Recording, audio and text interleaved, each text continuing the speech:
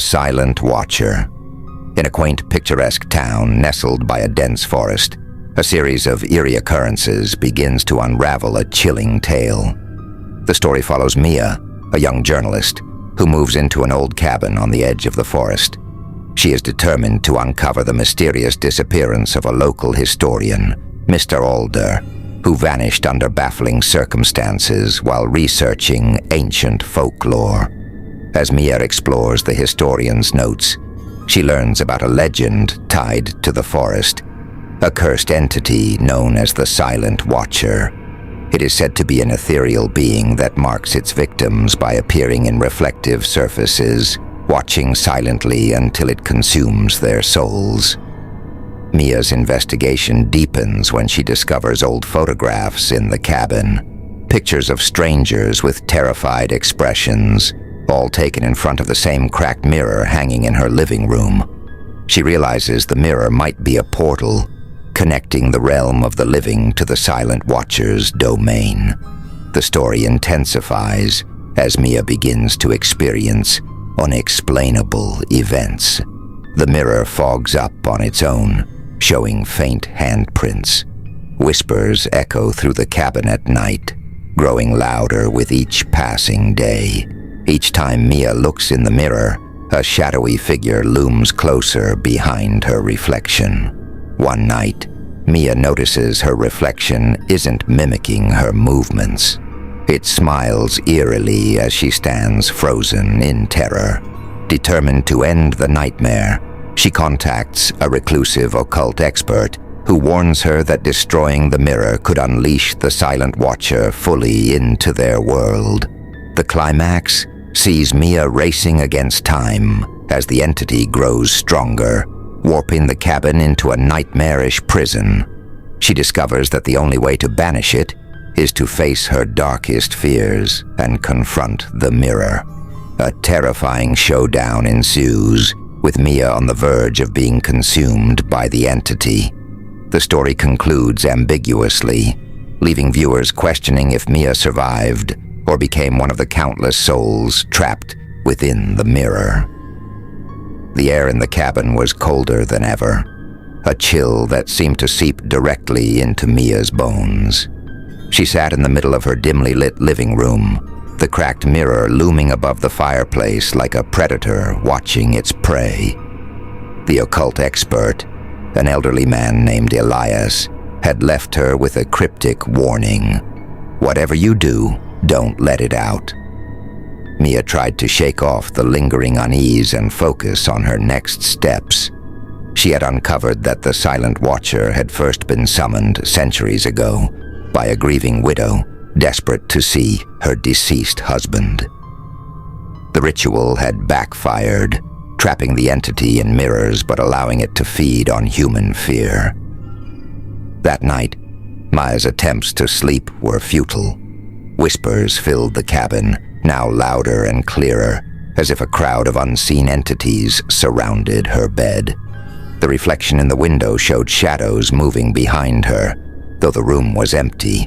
Her only solace was her camera, which she used to document everything, hoping to find some logical explanation.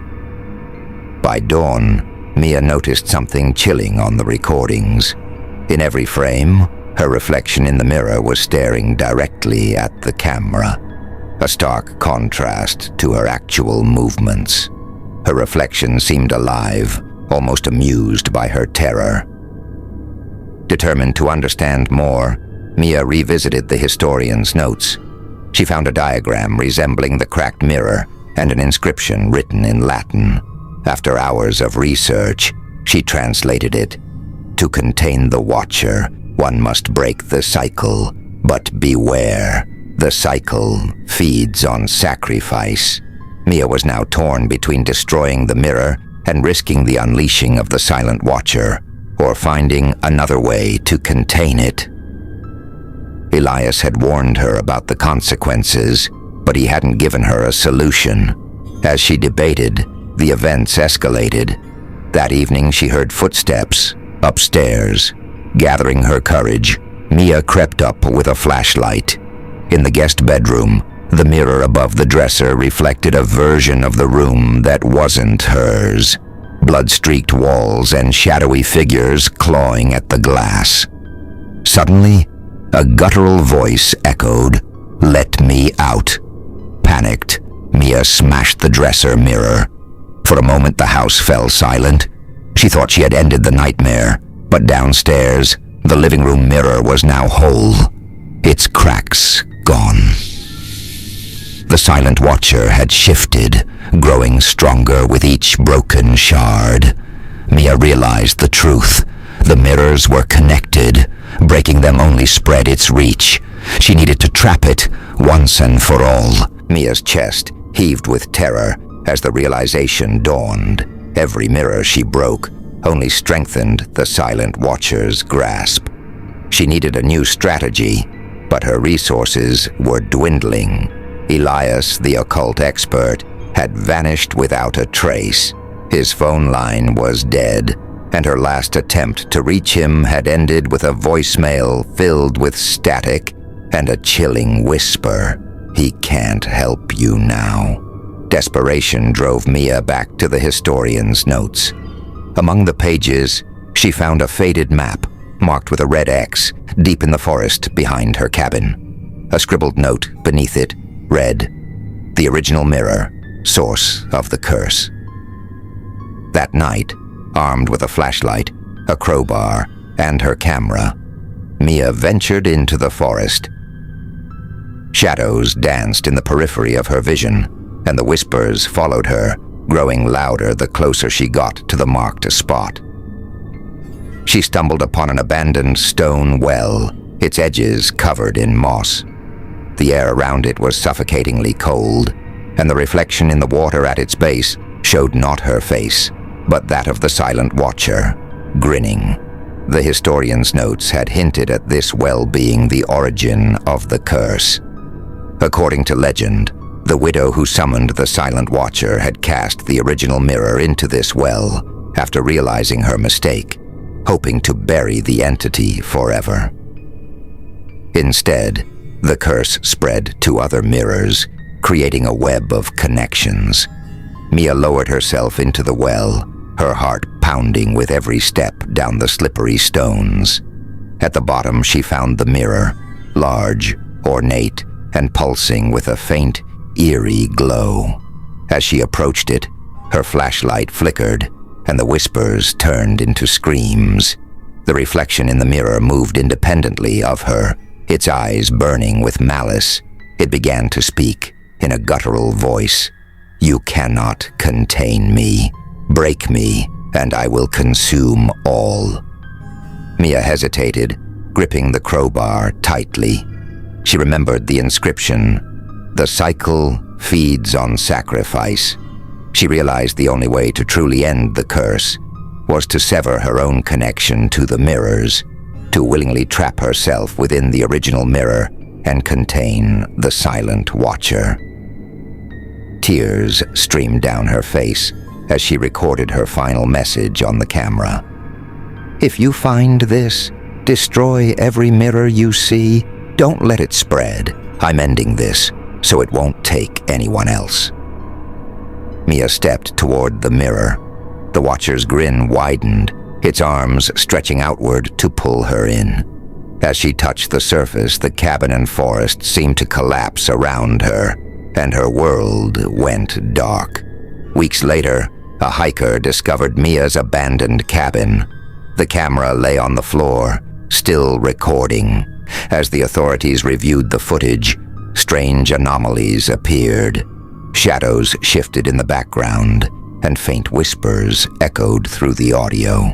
The final frames of the recording showed the mirror in the cabin, no longer cracked, but with a faint outline of Mia's face, watching silently from within. Months passed, and the abandoned cabin stood eerily quiet on the edge of the forest.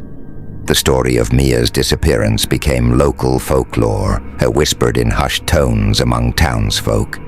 Yet, despite the warnings, a young couple, Ethan and Claire, purchased the property, drawn to its rustic charm and cheap price.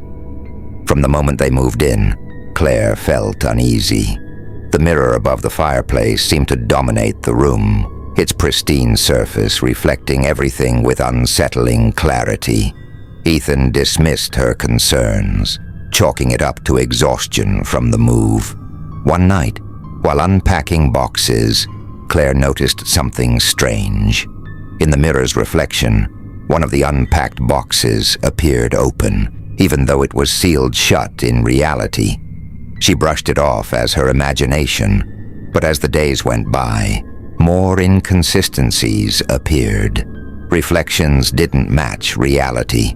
Objects seemed to move slightly in the mirror, even though they remained still in the room. Then came the whispers.